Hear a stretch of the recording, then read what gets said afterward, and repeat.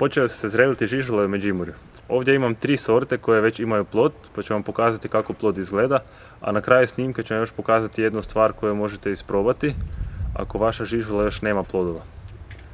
Za početak ovo je jedna španjolska sorta koja bi barem po etiketi trebala biti krupnoplodna, ali inače žižule tek u 5. godini od sadnje imaju pravi kvalitetan i krupan plod. Kako se počinju zreliti, žižule dobivaju smeđe točkice po plodu koje sve više rastu i na kraju pokrivaju cijeli plod.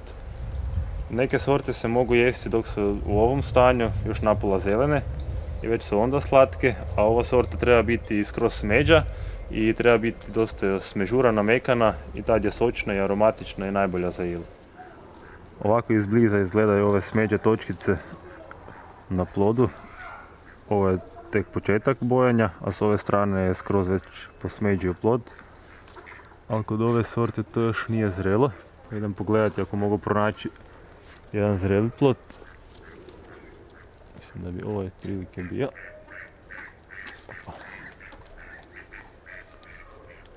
Evo, ovaj plod je već skoro dobar, ali mislim da bi još trebalo biti malo više smežurani i još malo mekaniji, jer ovaj mi u biti izgleda kao da se malo na silu dozorio, jer se mogu vidjeti još neki zeleni dijelovi na plodu. Ću probati ipak kakav je. Da, još je iznutra zeleni. Treba bi biti iznutra svjetlo smeđi kod ove sorte. Ovako. Ovo je sorta Li. Isto krupnoplodna sorta. Jedna od poznatijih sorata. Možda je znate i pod imenom jabukolika, žižola. Ali to nije baš ispravno jer ima jako puno sorata sličnog ovakvog jabukastog oblika, pa onda nije to baš najtočniji naziv. Ova sorta je i malo ranija od one španjolske i može se jesti dok je plod još na pol zeleni i već je tad slatki. Zapravo neki ju i preferiraju u tom stanju.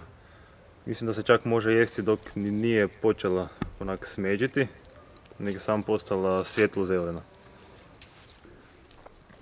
Ovdje su plodovi dosta krupni i u ovom stanju je već plod dobar za jelo i jako je sladak. Može se vidjeti da su plodovi malo ispucali, to se obično dešava nakon kiše, kod nekih sorata više, kod nekih manje, ali obično nema problema jer se ta rana zasuši i ne kvari se plod zbog toga, čisto estetski možda nije toliko lijepo, ali nema previše veze. Evo, ovdje ima još jedan zreli plod, još ću ovoga uzeti. Ovakve otprilike debljina.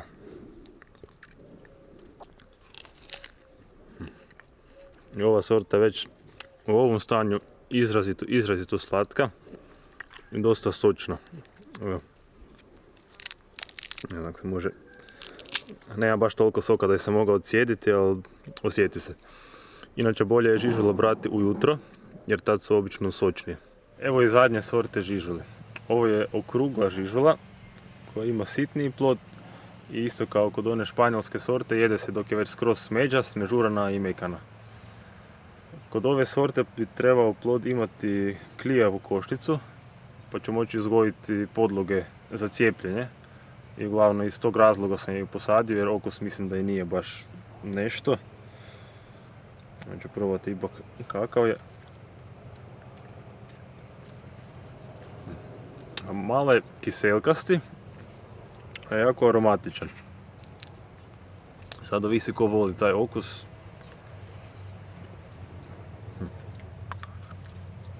A meni je malo prekiseli. Ako vaša žižula još nema ploda, možete probati lišće. U lišću žižule nalazi se spoj zisifin koji neutralizira osjet za slatko. Tako da ako prožvačete jedan lišć žižule, nekih 10 do 15 minuta uopće nećete osjetiti slatki okus. Možete probati neko slatko voće ili čak i šećer ako jedete, uopće vam neće biti sladak. Evo, to je jedna zanimljivost koju možete isprobati. Iako žižule ove godine nisu nešto osobito rodile, barem su jako dobro narasle. Kod ove španjolske sorte porast je oko 60 cm, a na sorti Li jedna grana je narasla čak preko 1,5 m, što je za žižulu odlično.